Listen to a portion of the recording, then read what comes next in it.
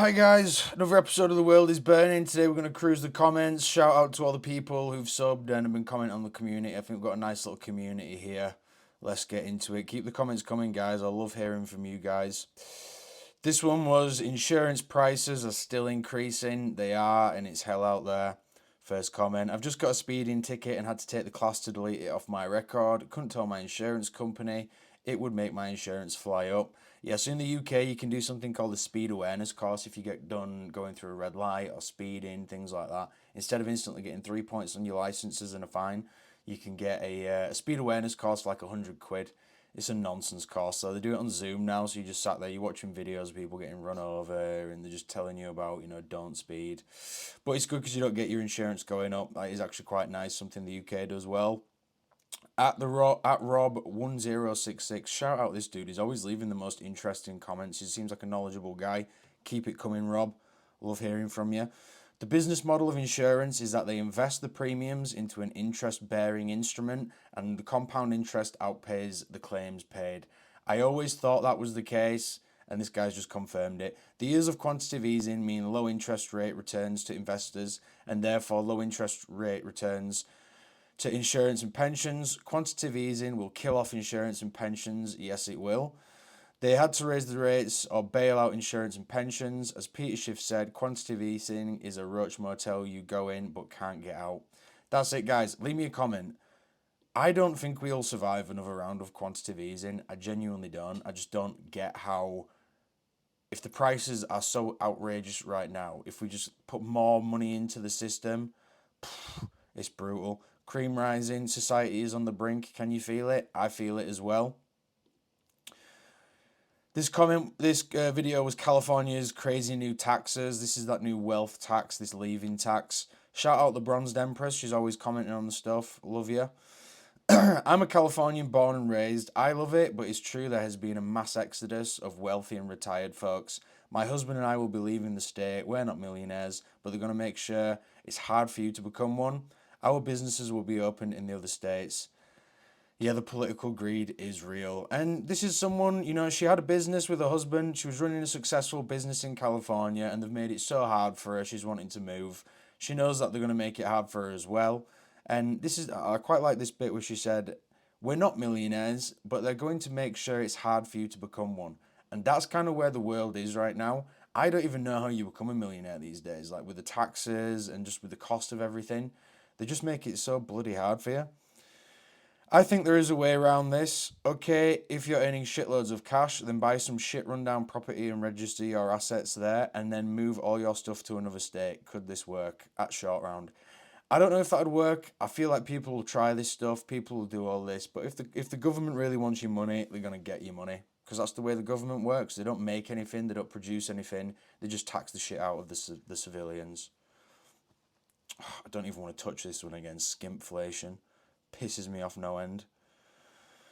Once again, shout out Rob1066. This guy's always dropping absolute bombs. In the USA under Roosevelt in the 1930s, they started helping all farmers. The dangers of subsidies to any sector is that they can start picking winners and losers, and that they can pick winners and losers. 40 years after Roosevelt, under President Nixon, the Secretary of Agriculture said to farmers, "Get big or get out." And they put millions of family farms out of business. That's why supermarket food is poisonous now. I'm a vegetable gardener and look forward to being part of a return to family farming and healthy food. And I think most people are going to have to start going to this. Like, if you've got a bit of garden space, you're going to have to start growing some stuff, guys. And he's right. Supermarket food is poisonous, especially in America. I'm off to America tomorrow. I'm not going to post some videos for a little while, guys. I'm off to America with work. I am half American anyway, so I get to go see my family as well, which is nice. But the thing that upsets me whenever I go back is within 4 or 5 days, I feel like shit. My body's run down. And then I start looking at the ingredients on the food, and it is literally all poison. Hypnotically Caucasian. Death Wish coffee is my favourite. Recently, they reduced their K cups from 12 to 10. It's already expensive, but I rarely eat out. I mean, that doesn't sound like a lot, 12 to 10, but it is. Do you know what I mean? That is a lot that they're just reducing this stuff from. The migrant crisis is bankrupting big cities. Yeah, it's true. It really is. And that's not even me saying anything about whether it's ethical to let documented people in the country and whatnot. I'm not even going there. I'm just saying you these big cities are already struggling finance wise. They're already in these massive deficits, and now you're just letting unlimited people come to the city with no end in sight, and the cities are already being bankrupted. There's only one way it goes. I'll say it like this, Max 2, I'll say it like this. If you can see what's wrong with ending up bankrupt, I can see what's wrong with ending up that way. Then it's all on purpose, and these people are running things, are supposed to be highly educated and know better than the common person. Yeah, that sums it up nicely. I think all our politicians and the people in government now, they're either trolling us, they're either taking the piss, or they're actually just not that bright. And every day it's a bit different for me. I'm like, are these guys just complete morons who don't get it? Or they actually got some sinister motives? And I thought Escape from New York was just a movie.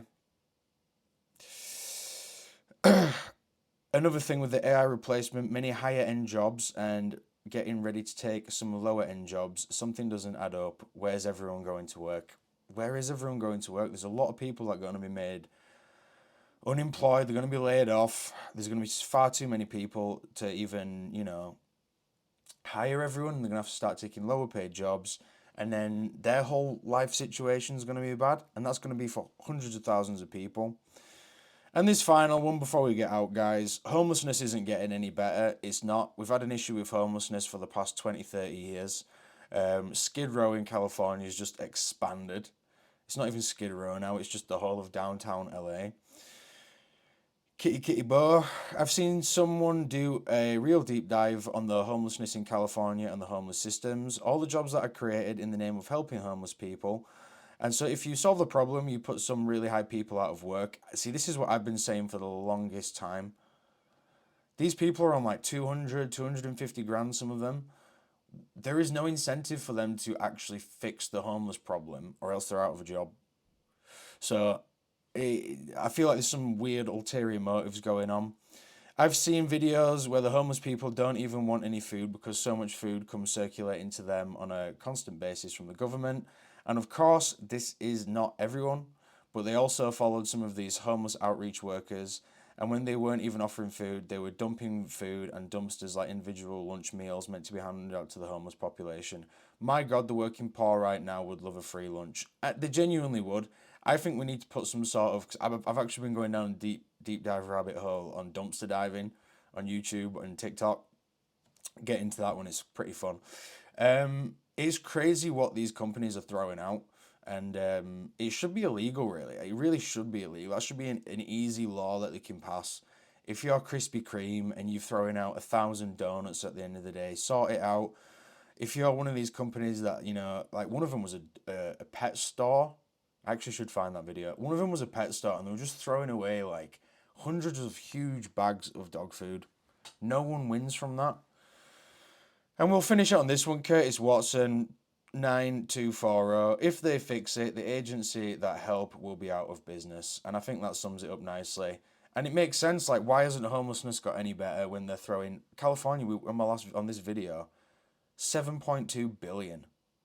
You could just give the homeless people like a nice chunk of change, and that'd take care of it. So what's going on with this money? Where is the money? Follow the money. So yeah, guys, we'll leave it on this cruise the comments now. I'll do more of these. Leave me more comments. I love hearing from you, especially if you know about these areas. I love finding out about this stuff from the community. And I'll catch you on the next one, guys. Bye.